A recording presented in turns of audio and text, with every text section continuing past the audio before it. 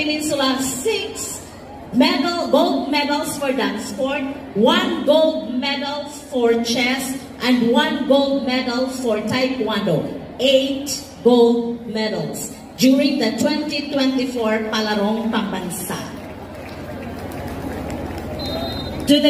Come to the beautiful Zamboanga del Sur, led by the school's division superintendent, Dr. Judeline J. Ramos, CESL 6, along with Honorable Victor J. Yu, Provincial Governor of the Province of Zamboanga del Sur, with a strength of 1,007 athletes, coaches, chaperones, and delegation officials from Zamboanga del Sur. Zamboanga del Sur gave Zamboanga Peninsula 2 gold medals for billiards during the 2024 Palarong Pambansa. Known as the Gateway of Western Mindanao, led by